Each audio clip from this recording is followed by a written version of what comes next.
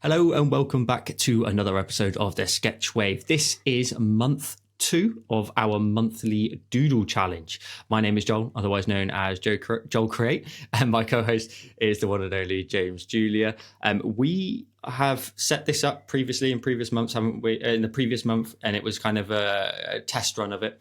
So Things will be slightly different from the previous month. However, the principles are exactly the same. Me and James have created a doodle each on our iPads, and we are going to share them to each other live in this recording, first impressions and everything, and then we're going to just draw using those doodles for about 45 minutes to nearly an hour potentially.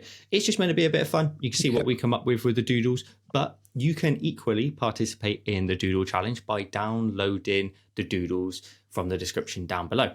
In the description, there will be a couple of sections. There'll be a section for how you can go ahead and download the doodle, and then there'll also be a section on how you can then provide us with your doodle, some instructions of what we'd like to see with your finished uploaded image.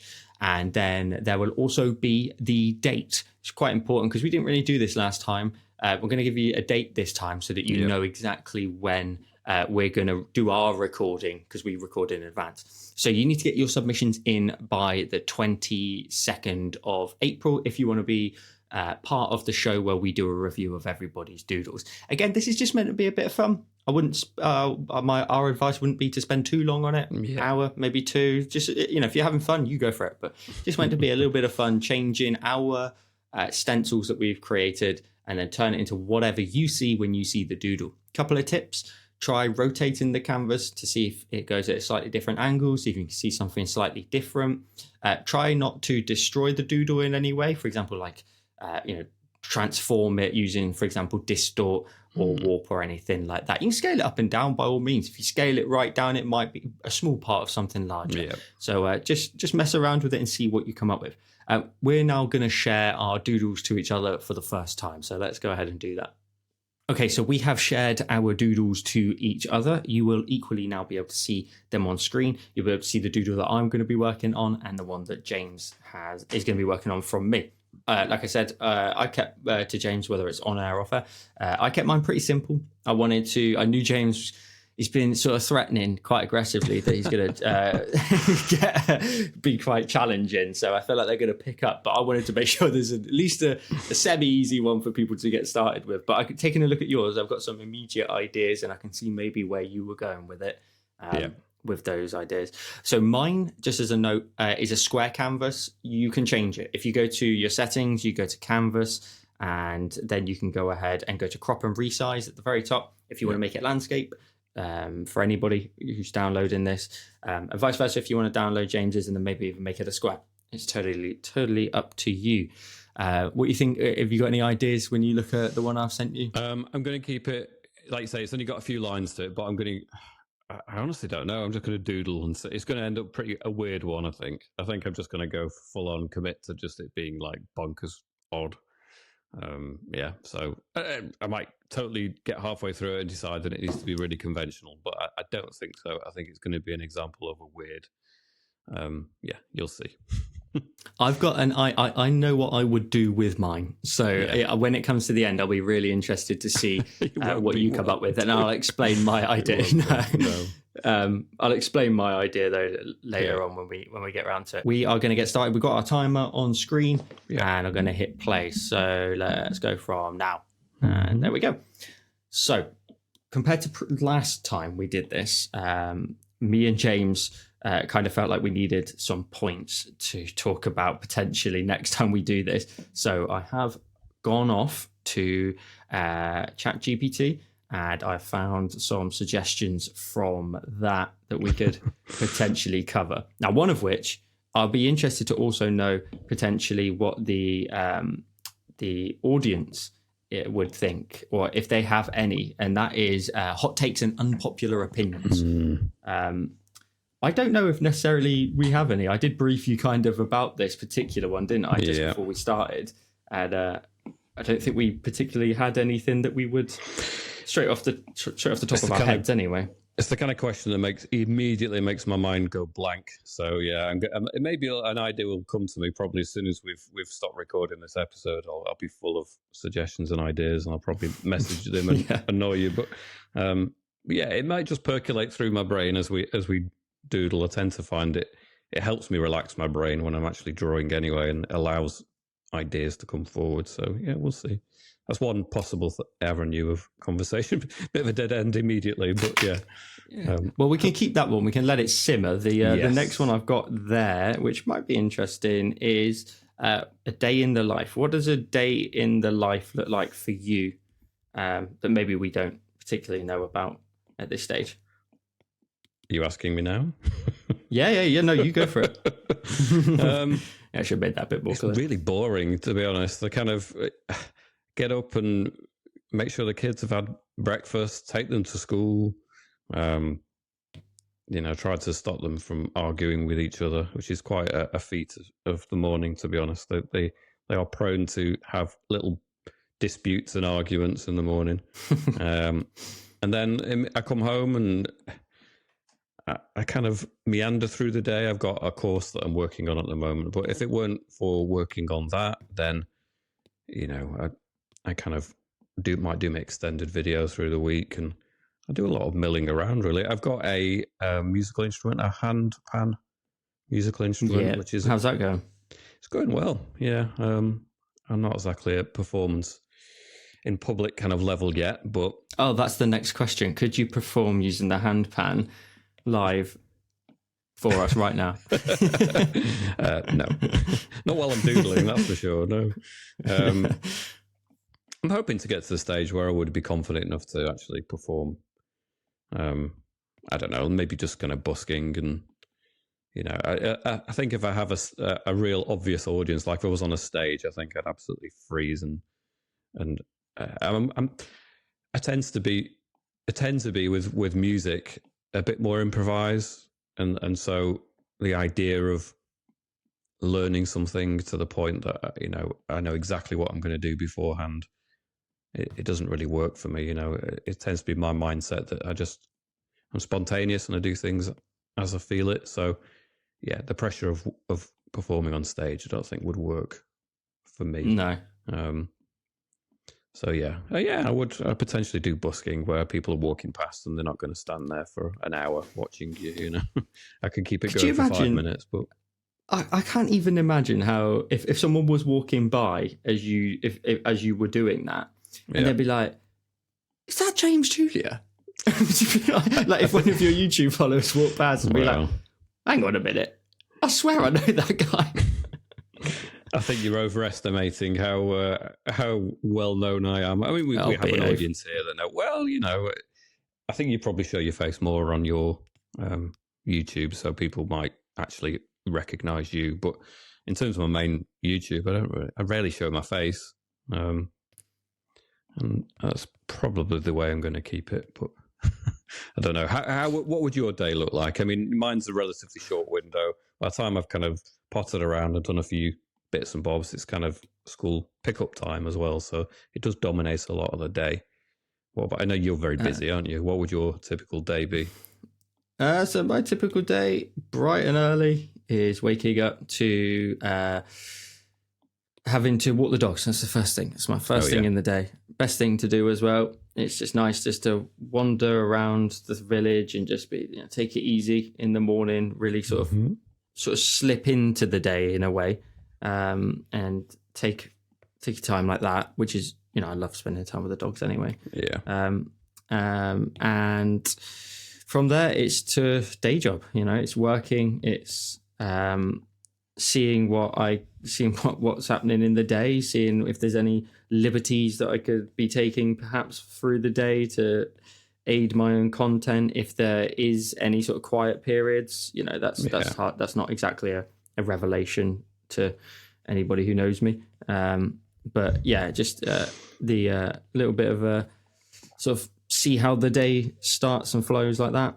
And because I start quite early, it means that I can get my working hours done pretty quickly in the day, and then by around about 2:30 is just content creation time. That is when I have to really itemize the day ahead of time, really lock in and say, right, this is what I'm going to try and achieve today.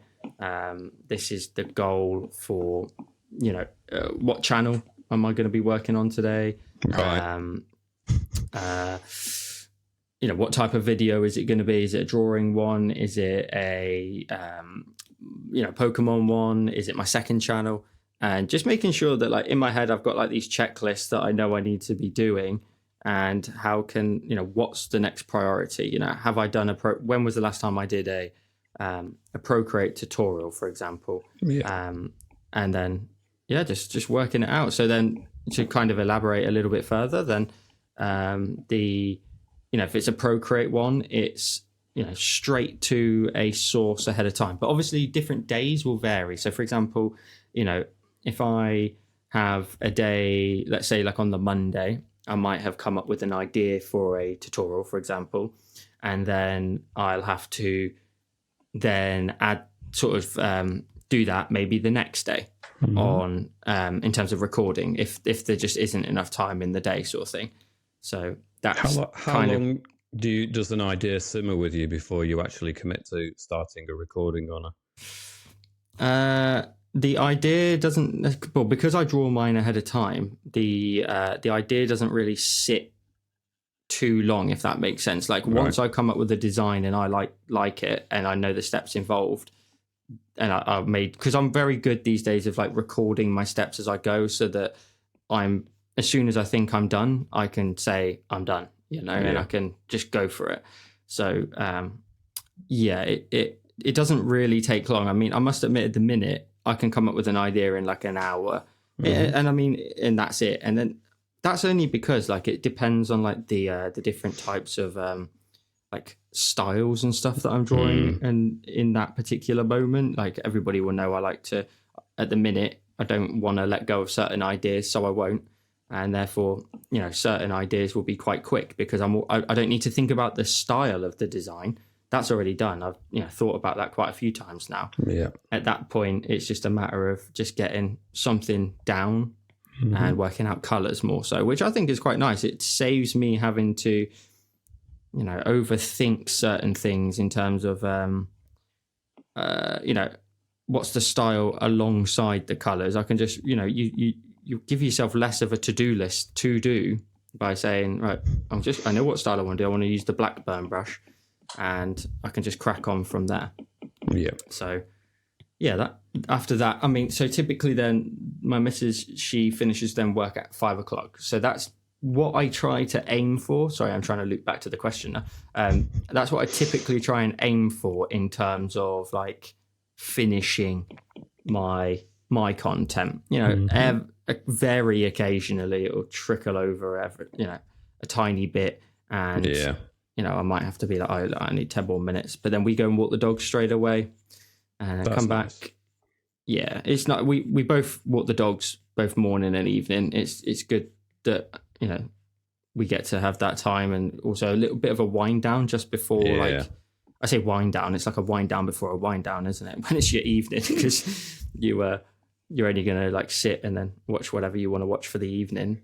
Are you watching but anything? Then other evenings. Sorry, you're not finished. No, I was going to say, but other evenings, it's, we like me and you are doing with this, and then of course, Harriet, she'll just she always says to me, she's like, I'll be in my room pretending that I don't exist, because it's a line from Harry Potter, being quiet when he's like underneath the stairs. So no, what we're watching at the minute, we've actually just wrapped up quite a few things. We've wrapped up Severance. Yes. Brilliant. Is that a mind-blowing one? I love it. It's so good. The ending was fantastic, and just really like gripping all the way through, right to the very last second.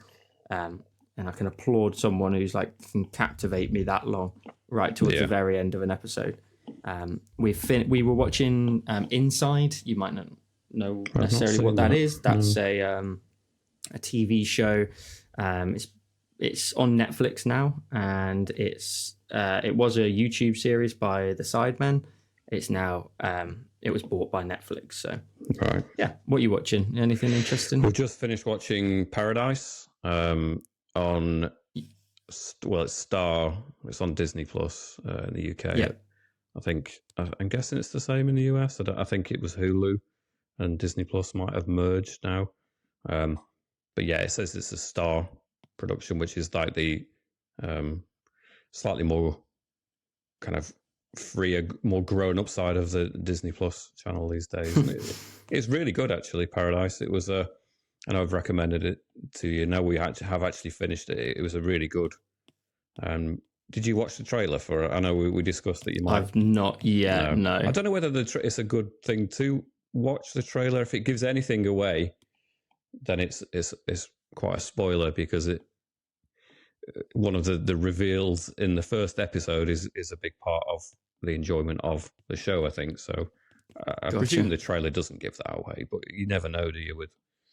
They tend to sort of front load trailers now, don't they, with too much information. So it's been a really good series that we've finished, and hoping there'll be a second series of that, but we will see. Other than that, what else have I been watching? We watched have I got this right? Is it Adolescent? Is that what it was called? Oh, yes. I told you about this last week. Well, we were talking... Well, actually, I think you might have even brought it up first. Possibly, I can't remember. Yeah, but it was good, wasn't it? It's funny, I've been watching a lot of kickback on that on social media. There seems to be a bit more controversy. In what way? About the subject matter? Yeah, there's the whole kind of... the agenda to show toxic masculinity, and all of that. Oh, okay. I don't get involved in all of that argument. I don't really see it like that. And I know that the writer and the main actor, the dad in it, had this idea for 10 years, and yet I think Elon Musk had posted or reposted someone's. We're getting a bit controversial here, are we? But on X, he reposted someone's a post that was claiming that the main character, the boy, it was based on a true story where the main character wasn't white, and they've kind of recast, this, and it's not true. None of it's true, but it just amazes me how the world seems to have a very bad opinion of the UK at the moment, in terms of our freedom of speech. And I mean, we really are dangerous to get into really political areas. but you've rattled the cage now, and Yeah, no, you go for it. Suddenly, I've got something I really want to talk about. Yeah. So for me, I find it really frustrating at the minute. I'm watching a lot of commentary from big voices in the US, and it's fine. Everyone's allowed their opinion. I mean, I'm sure both you and I and people around the world watch things that relate to the US, and whether it's the current president or politicians or the previous administration, we hear lots of talking point opinions about it, and I'm sure we've spoused our opinions about American politicians in the past, but sometimes when it's the tables are turned and you hear a lot of people talking about what life is like in the UK, and it's like, you clearly don't have any idea what life is like in the UK. People talking about no-go areas in the UK, and it's like, really? In all my 47 years here, I've never felt that there were no-go areas of the UK that I've never felt that freedom of speech was an issue. And so it just amazes me how a certain political stance and viewpoint can colour a nation, and represent it in a certain way that just isn't at all related to the reality of what the place is actually like. I mean, everywhere has issues, and if you're going to spout hate speech, or you're going to go to some really rough areas where there's known crime, and it's nothing to do with, religion or race or anything else. It's just, some areas are more poverty stricken, and therefore crime is a bigger issue, and it's nothing to do with anything other than that. But yeah. Anyway, I feel like I've just had a bit of a rant there. But, it strikes me that some people have really strong opinions about the UK, and they're not based in reality. It doesn't relate, in my opinion, to what the UK is actually like. And it's certainly not a perfect country by any stretch. And we have our issues like every other nation does. But yeah, I feel like it's really been grossly misrepresented by certain really important voices in the world at the moment, which I find really odd, but there you go. I'm personally not going to talk on it. It's not big. No. Yeah, you cop out. Yeah. No, God, yeah, Get me in let's really unload.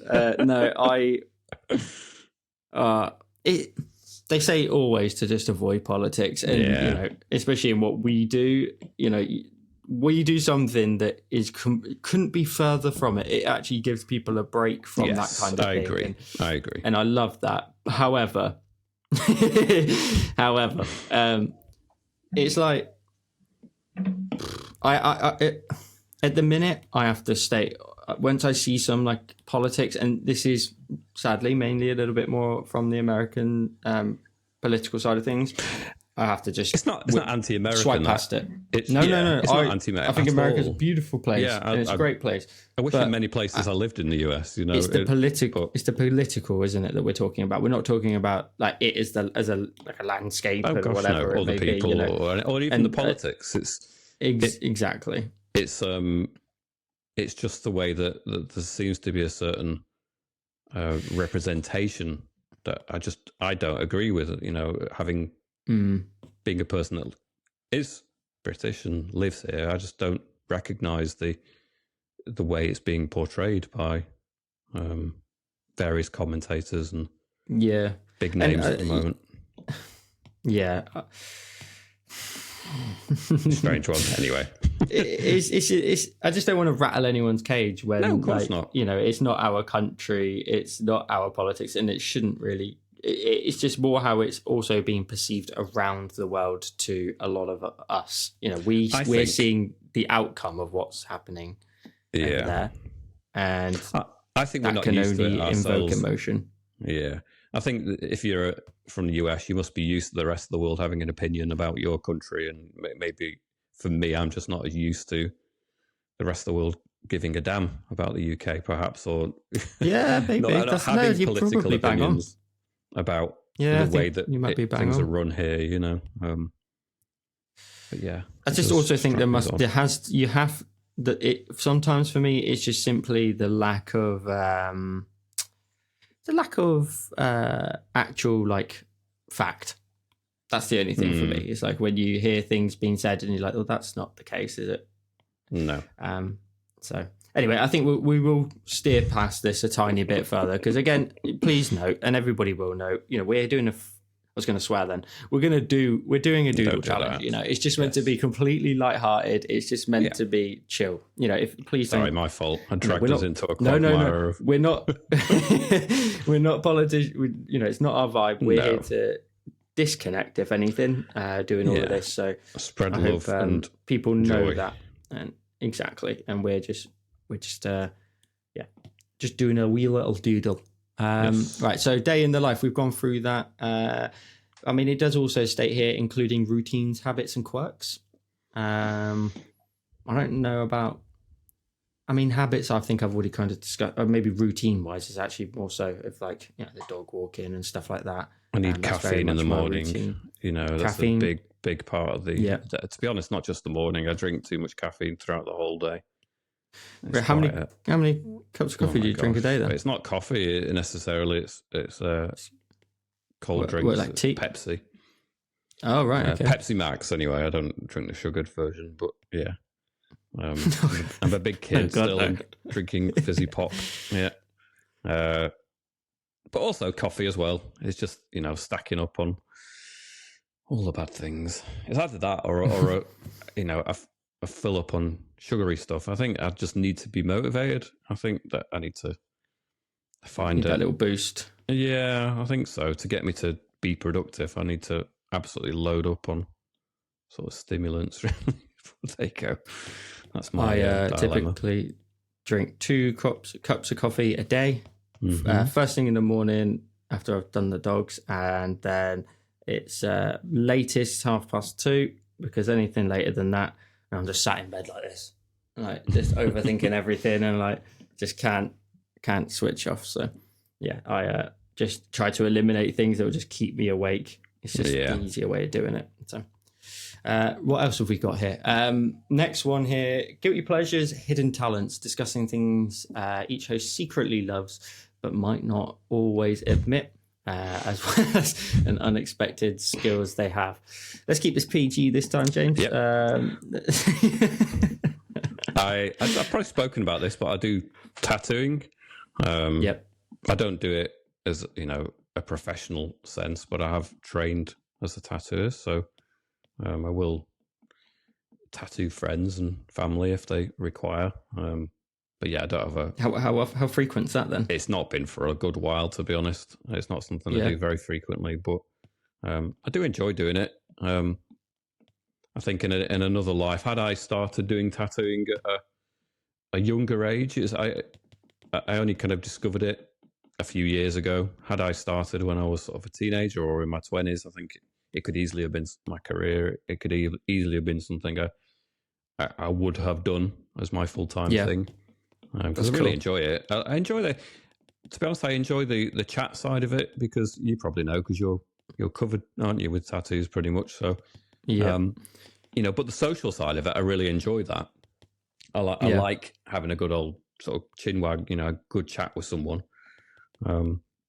Sometimes it's not like that. You're tattooing someone. For me, it's easy because I tattoo friends, but imagine you're doing it as a profession, you might get someone who really isn't very talkative and doesn't want to talk because they're in too much pain, perhaps. But yeah, I quite enjoy that social side of it. But yeah, I don't get to do that much of it anymore. Are you all tattooed out now, or have you got ambitions for more? I don't know, like my goal, this sounds weird to say like you had a goal, but I did. I always wanted to be double sleeved. I always wanted to have my chest connect the middle together, and I reached that objective, which was, I know it sounds kind of weird, but maybe it's not weird actually. It's probably quite normal. But yeah, I once I reached that, I was kind of like, I don't know what I want to do now. And I must admit, I had one tattoo when my old man passed away, and then that was on my ankle. And that is, it's some lyrics. It's the song by Badfinger. It's called No Matter What. It's just a song that we wanted for him when it's like funeral and stuff. But also, it was just a song that we used to listen to. And I remember getting it done, and the guy in there was like, "Is that Westlife?" And I was like, "No, it's not Westlife, it's Badfinger." And he's like, "But it's Westlife song though, isn't it?" And I was like, "Well, yes, it is." And I was like, "Oh, God, great. Really appreciate that, mate." So Westlife are a boy band, like an Irish boy band, weren't they? Oh, yeah. As if like I'm expecting the whole world to know who Westlife are. No, not necessarily. So I would like to get some water and treat, but I couldn't tell you what I would get at the minute. I did want one for our wedding date, and I just haven't necessarily got round to the idea of it at all. So perhaps that's something that I'll do next. But I think they'll all be smaller ones and more like meaningful, because I must admit, like a lot of mine is just artwork more so, and just decorative more so stuff. Yeah, exactly. What about yourself? You said you've only got the one, is that right? I've got one. It was just the wedding one. Representation of that, because I designed the invites, and it's a kind of little tree design. But oh, cool. But I don't really have any. I keep thinking if I'm going to have any tattoo, I should figure out how to do one on myself in a place that I can actually reach. Which is not too many areas. It's maybe my thigh. But yeah, I just can never. I can never decide on something, really. I'm too indecisive, and I think if I was going to do it, I would have done it by now already. Yeah, fair enough. So I may do it at some point, but yeah, I have no great urgency, no sense that I need to nip out and spend a small fortune on tattoos at this point. I've got too many other demands on me. Two kids, so. Must admit, I'm so glad with the decisions I did make in terms of like coverage and stuff, because as much as I am quite heavily covered, if I wear a shirt, you can't see anything. You can't see anything at all, but I really enjoy that. Like I like being able to be, almost like two different people to some people. Some people only ever see you like like on this show, I guess, like in a hoodie and just drawing away and whatnot, and then other people see you when you're like absolutely covered, and it's just like quite cool at the same time. Well, I was a high school teacher, so that was another aspect of it. It's like if I start suddenly acquiring tattoos, not that some teachers didn't have them, but it would typically be something you'd need to cover up, and it wouldn't be. Yeah, it didn't feel necessarily quite as appropriate to be having, and also to express yourself in any way that the kids are just going to make a talking point rather than the work that they should be doing. Yeah. Do you ever miss your teaching? Not really, because I'm still kind of doing it. I know it's a different format. True. I think we've spoken about this before as well. Now, these days, I'm very much more isolated, working at home solitarily. Yep. So I miss the social dynamic of the staff room and that side. And don't get me wrong, there's definitely something to be said for tutoring, to have that kind of face-to-face dialogue with someone that you're actually helping. And you start, it's satisfying because I think with high school you get certain characters. I just interrupt at the moment. There's no way I'm going to finish this. I've just gone off on some weird doodle now that isn't a finished image by any stretch of the imagination. You take your time. Yeah. But yeah, I do miss, because in the classroom you get situations where you get students that are real behavioral issues and come in with the attitude that they're going to refuse to do anything, and then when you manage to win them over, there's definitely something amiss about that aspect. Okay, cool. As much as it would turn my hair grey and make my hair recede more and age me horribly, at the same time you remember those successes, yeah. And so I think in some ways I miss it, but if realistically, would I go back? Then no, I don't think I would. I enjoy the time I've got, because teaching is so difficult. It's so demanding.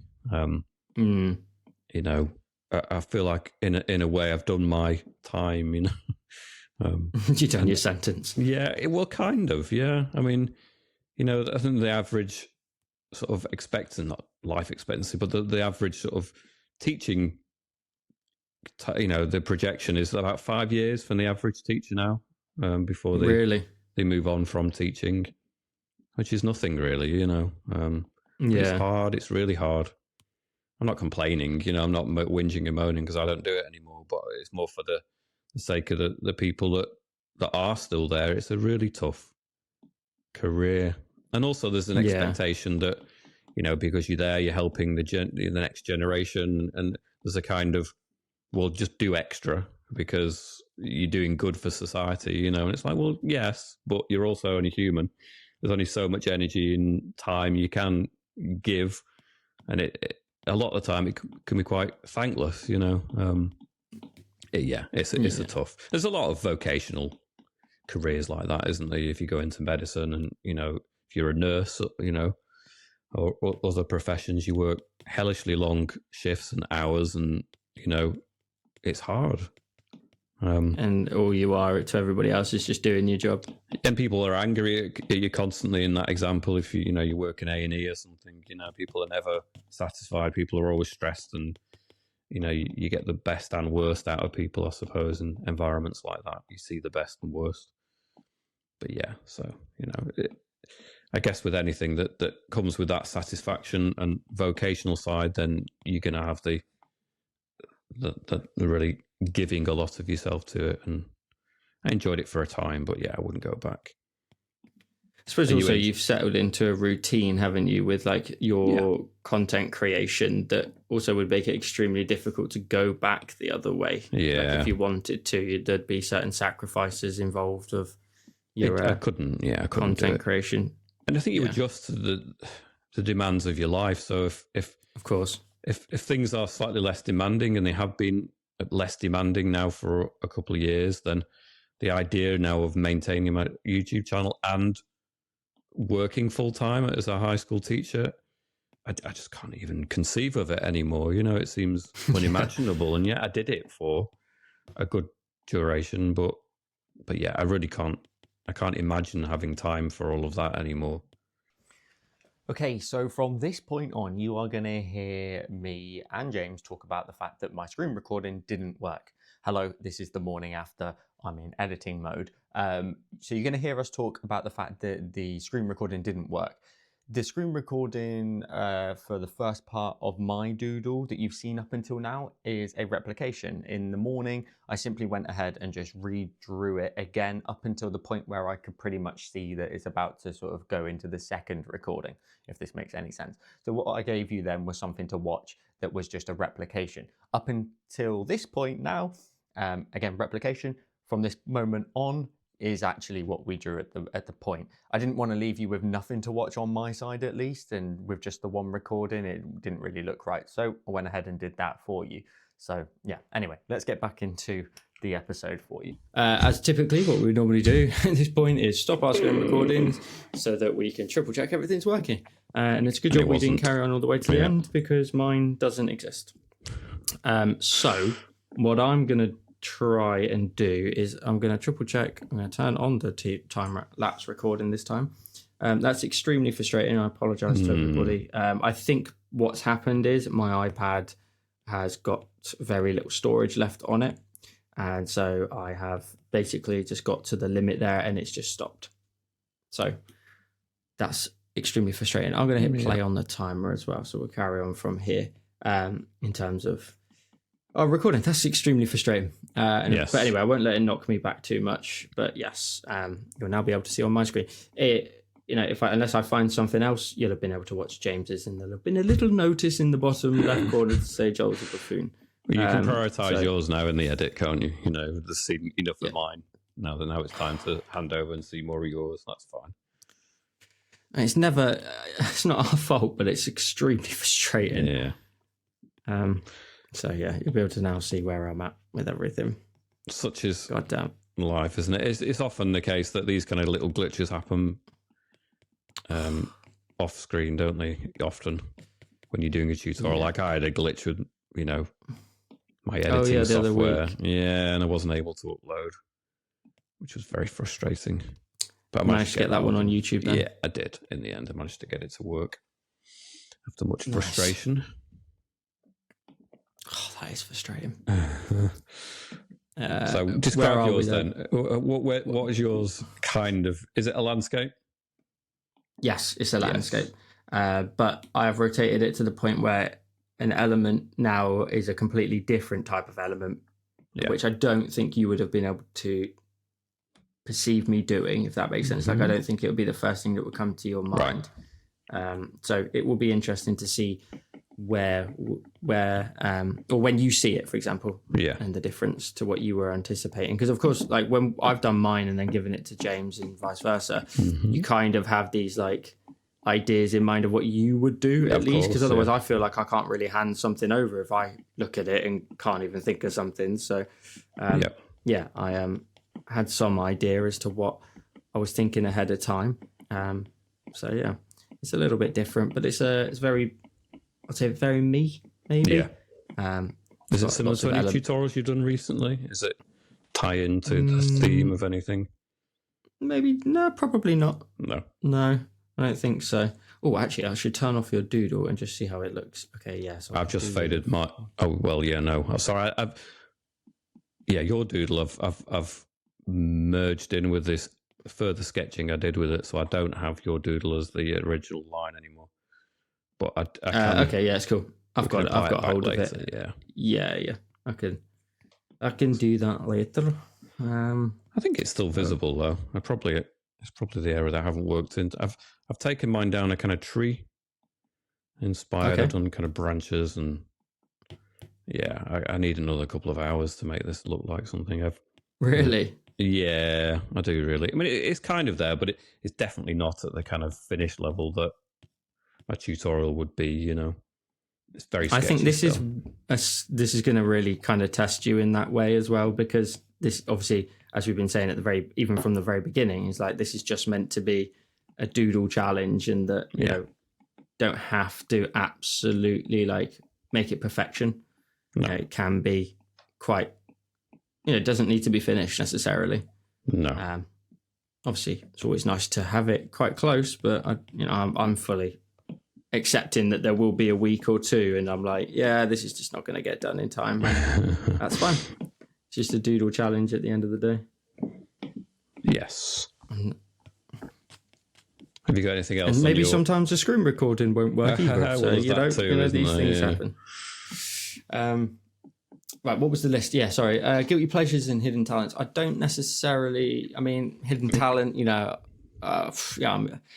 I've got a dancer's feet, so with a football at my feet. No, wait, I'm going to go in a different direction now. With a football at my feet, okay. It's a mirage sometimes. So, I used to be a bit of I used to think of myself anyway as a tricky player, and I would always love to try and get one over on the defender standing you up or something like that, and try and get past him or humiliate him in some way. So, yeah, I love football. I was only just this weekend with friends and with their little one, and they had a small size 1 football, and it took me back to being a kid, and just my missus knows this, that as soon as there's a football around, I'm gone. We could be at family parties and stuff, and I'm and I'm just following with it, and I can't put it down, and I love it.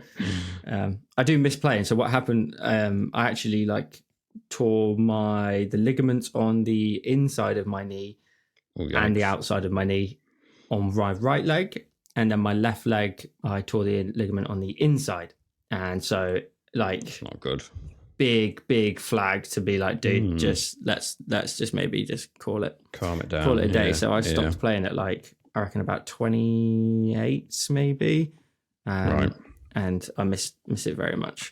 So when I see a football and I start just seeing if I've still got it, see if I've still got my touch, still got my skills, and when I realise actually, class is permanent, that I'm not too bad. I'm not too bad. So, I used to sprint at high school, and I still, in my head, I can still do it. I don't often try to run very fast anymore, but on the odd occasion that out with the kids or something, it's just I realised that it's nothing but a mirage anymore. It's entirely back as a memory.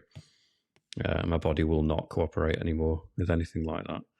I'm not completely incapable or unfit, but in terms of sprinting, super fast running, there's something very specific to being younger with that. Yeah. And if you don't train and practice, it just sort of doesn't work anymore, unfortunately. I don't really do many sports anymore, honestly. Were you much of a sporty person, younger, other than in terms of ball sports, or more of a track? I like racket sports more. I'm more like tennis and badminton, and more that really. I'm not a team player. I don't really. I'm not. I mean, some people really like the camaraderie and that team effort, and for me, I always felt too much pressure in that situation and let people down, and so I prefer to just be a kind of one-on-one kind of competition, really, or just look out for myself, get all the glory, but I don't know, or not, as the case may be, but no, I like racket sports, and I haven't done it in decades, in all honesty. And it's another aspect of you join up for, say, badminton. I used to really love doing that, but you sign up to the local kind of badminton club, and everyone wants to just have competitions all the time. And for me, it was always just the act of playing and just, whacking it backwards and forwards. And to a certain extent, getting a little bit competitive and playing an actual game. But, people take it so seriously, and you join a club and it's all about the competition. It really isn't for me. That it's like even when I was sprinting, I used to just enjoy running really fast. But it's a hellish feeling when knowing that you're coming up. I mean, it probably is if you're doing football at a level where you really have a lot riding on it and you take it very seriously. Probably the stress beforehand is quite immense, But there's something about that absolute burst of sprinting, where literally you're just waiting to explode that energy into action, and it just would send the kind of adrenaline just sky high, which was part of the buzz probably at the time, but it also used to leave me feeling a bit sick at the prospect, I'd kind of have almost traumatic kind of memories of what it used to feel like leading up to a race, you know. So that level of competition always used to have very mixed feelings of kind of feeding off it. And if you get the glory and you win, then it's one of the biggest buzzes. But yeah, it would be a lot of sickening feelings leading up to it, of just dread and, you know, just getting the heart going, just in anticipation. It's distant enough now for me not to really get too stressed out about even thinking about it. But yeah, when it was a closer to the time where I was actually doing it, when I was younger, yeah, it used to actually really stress me out, the idea of competing in races. I'm a bit of a wuss, clearly. But no, I think it's because I took it so seriously, and you know, and it is all about that explosion of adrenaline and energy that it does. It just really fires up your system, you know, in a way that is a buzz, but kind of a stressful thing at the same time. Yeah. What else have we got then on the list here? Hidden talents, guilty pleasure. I'm trying to think what else there is. Guilty pleasure. I mean, I spoke about it before, but you know, I enjoy, like, a guilty pleasure would be Pokemon. You know, I've set up the extra channel which we were talking about prior. Well, it's a kind of professional thing potentially in the short near future, isn't it? You know, if it's starting to do really well, isn't it? Got a video that's taken off a bit. Yeah, it did very well. I've said this from the beginning, that it's kind of an experiment to myself at the same time to see, can you do it? Like, can you do it in a different niche? Can you grow a YouTube channel that's in a different niche? Mm-hmm. And I know to some people they go, God, that sounds just boring. Like, what is that? But to me, that's like a personal, professional style challenge to say, can I do this? Like, and I love that. Like that kind of stuff just like gets me like revved up. So I am enjoying it from that side of it as well. And like seeing a video do well, and you're like, okay, cool. YouTube's starting to understand what the channel's about. That's good. It's putting it in front of the right people. That it's now, you know, you're seeing the signs of, okay, cool. You know the plan. You know how this works. So you just transfer it across, really. I've got the next category here, which we won't make it for all 10, which is a good thing because we can save that for the next month's Doodle Challenge. First and favourites, talk about your first experiences, first job, first concert, first big purchase, and favourite things such as movies, food, childhood memories. Let's do the first. I think first is interesting. We can maybe do favourites next time. Yeah. So first job, first concert, and first big purchase. First jobs, well, I guess it'd just be Paper Round, really. Does that count? What kind of? I'm going to refuse that offer of that job title, because we've both done Paper Round, and then we'll have to move on. I reckon first, like, proper like adult job where you're earning like not a salary, but like you are, you know, you're getting wages, not just like a $5 from the postie. It's probably I actually moved to Brighton after post uni. I mean, I didn't really do. I was quite fortunate in the sense that I didn't need to work through my degree. I'm quite frugal with my finances, and I've obviously got lots of student loans. But then when I finished uni, I moved to Brighton. My sister was already living there, and so I had a contact there initially. When I first moved there, I just needed a job, and so I worked on Brighton Pier. And operating the kind of rides and stuff, and collecting tokens and ushering people onto the rides. You know, it was a rubbish job. It was like 14-hour shifts of you just standing around collecting tokens and ushering people onto the ride. But it was in the summertime, and there were there weren't too many people from the UK that were stupid enough to take that job on, really. But you know, I was looking for any job I could find at the time. So there was mainly a lot of kind of students from elsewhere that were studying there's people from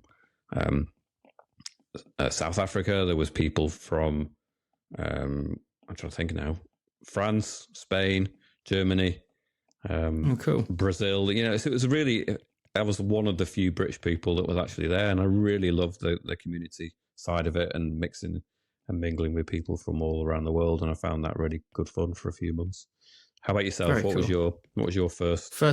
first main job, which to be fair, only lasted like a couple of weeks. I was working for a company that would sell windows and doors. So they would, I'd be that person that would have to ring you back in the day when you could do that while you're having your dinner and just see. I mean, to be fair, it only lasted like 2 weeks. I was very young. Like, again, like, you could probably guess, but like at 16, walking into the office. Now this time is about to end, but we'll carry on just for a little bit longer while we've just finished up the topic at least. Yeah. I can talk a talk at times when necessary, and so was that the case back then? Football, yeah. So I used my footballing competitiveness to be like, listen, mate, I see that leaderboard in that office. I love a leaderboard, and I will do nothing but stop to try and make sure I'm at the top of that thing. Believe me, like I'm a footballer at heart, and competitiveness is my thing, and I thrive on it. And so for somebody who works in sales to hear that from a young prospect, you're like, all right, cool, let's give him a chance. Like, what's the worst that could happen? 2 weeks later, I'm like, yeah, see you later, guys. Appreciate the opportunity. In fact, they're more saying goodbye to me in terms of like they're letting me go. Because I'd ring a few people and they'd be like, I'd be like, how many windows do you have at the property? And they'd say, oh, easily 4,000, I reckon now. And you're like, oh, great. So I'm wasting my time here for a second, and I've got to carry on this conversation because it's recorded, and I can't just be like, oh, funny joke, mate. See you later. It doesn't work like that. So no, yeah, you'd ring certain people and they take the mick out of you, and it was tough. It was just a very tough job. I mean, it's hardly like the most ideal thing to be doing anyway, and at that age, especially as well, it was not. I knew I was ever going to thrive. I think cold calling people is really hard, isn't it? That line of work. Oh yeah. I did market research on the phone job where I was basically ringing people around their sort of dinner time in the evening, as we say, tea time up in the north, But yeah, you feel like you're just hassling everyone, don't you? It's a little, you have to kind of get a thicker skin, don't you, doing that and ringing people up and going through the same spiel and the same script. But needs must sometimes. You have to crack on, don't you, and pay the bills. Yeah. It was fun. It was still fun. Yeah. But my first proper job was working in retail. I worked in a sports shop. Right. Obviously, you can probably gather from everything I've kind of said in this. It's worked in a retail sports shop, biggest one in the UK. But everyone will know who it is. I won't say who it is, but biggest one. And so that was good. I mean, it changed a lot. Like we used to work in there, and it was very much like you'd get someone their shoes, give them it, and wait for them to try them on. Do you like them? Yep, cool. Or do you want another size? And that was it. You take it to the till, scan it through, see you later. And then before you know it, they were trying to get us to do add-on sales, and you're like, "Oh, do you want some insoles with it? Do you want a bag for life?" And all these types of things. And to be honest with you, at the time, I hated it, even the idea of it. But I must admit, going back, it was brilliant because for some, you also realise that people are people. I think this is why I kind of quite well sometimes can sit in a room and kind of talk to people. Not all the time, but I can sit in a room most of the time and talk to people because I know that you're a person and I'm a person, and that's all that it is. Talking to someone if they want a gel insole, what's the worst that could happen? Like, do you want a gel insole? You're having a chat with somebody that they shouldn't be this scary stranger. They are simply just another person. Some people obviously can be a bit, mate, oh, can you please don't give me the chat about the insoles. I want the shoes and I want to go. And you're like, dude, fair enough. I hear you loud and clear. I appreciate it, if anything.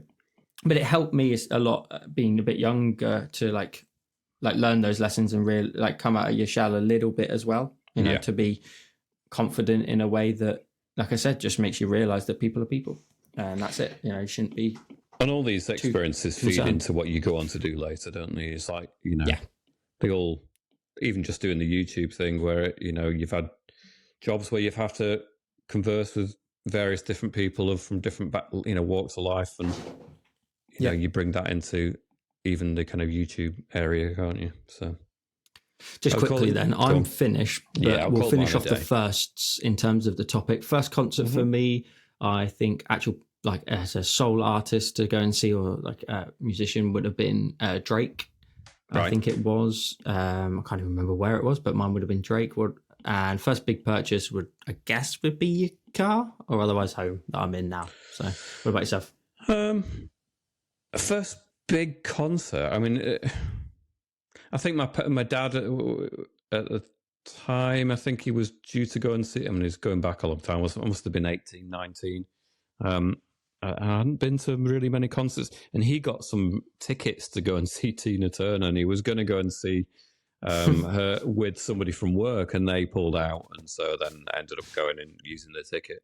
So yeah, Tina Turner, I suppose. It wouldn't have been my list of musicians necessarily to go and see, although she was great. Don't get me wrong, it was a great gig, but primarily I was into quite heavy kind of angry music, really, not Tina Turner. But I enjoyed it. A good gig is a good gig, isn't it? And she was undoubtedly very talented. So first big purchase, probably my mum's car.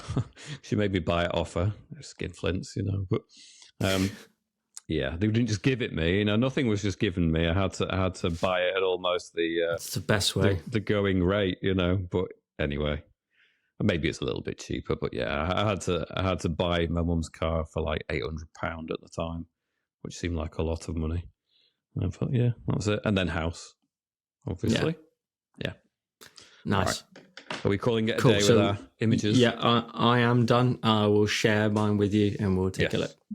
Okay, so we have sent each other our doodles. We're looking at James's first in terms of both of us on the iPads. So I can roughly see, I can just about see where the doodle is. You'll be able to see on screen, otherwise I'll kind of lower area, it. Isn't it? Yeah. Did you extend it then ever so slightly taller? I made it am I right in portrait canvas, didn't it? It was square to begin with, so I made it taller.